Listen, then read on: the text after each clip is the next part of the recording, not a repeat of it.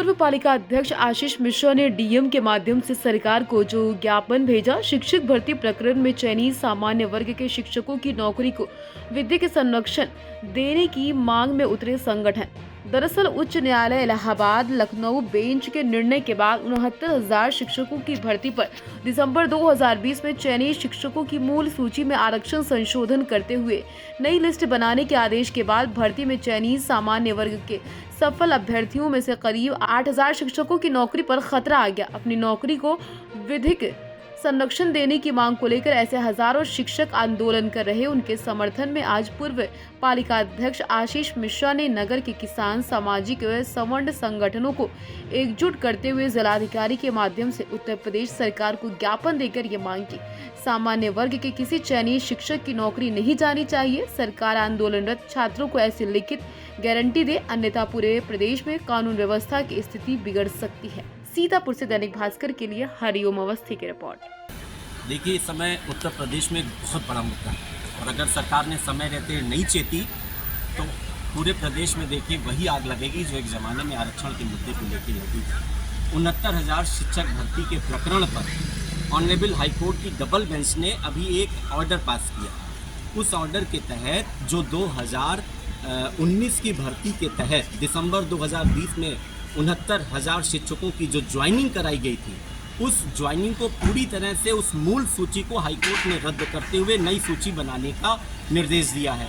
और उसमें जो हाईकोर्ट का जो ऑब्जर्वेशन है, उसमें जो सरकार ने आज की डेट तक ऐसा वादा नहीं किया है कि जो नई सूची बनाई जाएगी उसमें किसी भी शिक्षक को नौकरी से वंचित नहीं किया जाएगा।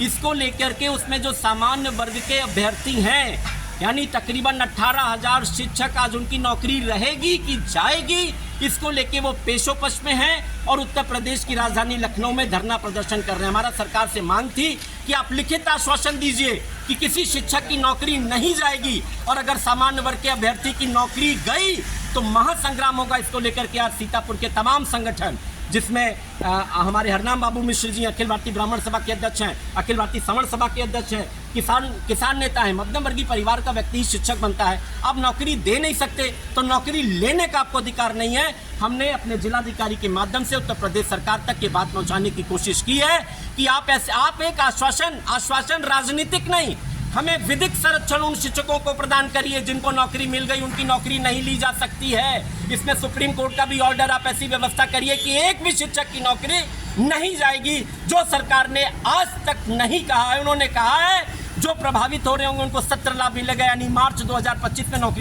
नौकरी का सत्र पूरा होते उनको हटा दिया जाएगा। ऐसे 7,000 शिक्षक हो सकते हैं, 8,000 हो सकते हैं, ये नहीं होने दिया जाएगा। हाँ, सरकार अगर नहीं मान रही है तो आप समझ लीजिए आग लगेगी, चिंगारी। क्या सरकार चाहती है कि सवर्ण और आरक्षित वर्ग में क्या कोई संघर्ष शुरू हो? क्या सरकार अपनी इस व्यवस्था के कारण, जिसमें वो बोल नहीं पा रही है, सही से कह नहीं पा रही है, क्या कोई इस तरह की भावना लोगों में पैदा करना चाहती है? बोलता है उसके खिलाफ एफआईआर दर्ज हो जाती है। और इसमें सबसे बड़ी चीज ये है कि ब्यूरोक्रेसी, जो ब्यूरोक्रेट्स जिम्मेदार हैं, शिक्षा विभाग के जो अधिकारी, जो हाईकोर्ट के ऑर्डर आने के बाद इसका मतलब सूची गलत बनी, यानी सूची तैयार करने वाले जो बड़े बड़े अधिकारी, शिक्षा सचिव वगैरह थे, उनके खिलाफ सरकार ने अब तक क्या एक्शन लिया? कोई एक्शन नहीं लिया। उनके खिलाफ आप एक्शन नहीं लेंगे, उनके खिलाफ आप एक्शन नहीं लेंगे। और आप एक्शन किसके खिलाफ लेंगे? जो गरीब वर्ग का आदमी, वहां पर सामान्य वर्ग का आदमी जो शिक्षक है उसको आप नौकरी से निकाल देंगे। नौकरी से निकाल के तो सरकार सोच कर देखे, संग्राम होगा, लाखों लोग सड़क पर होंगे, ये भावना सरकार तक पहुंचानी है।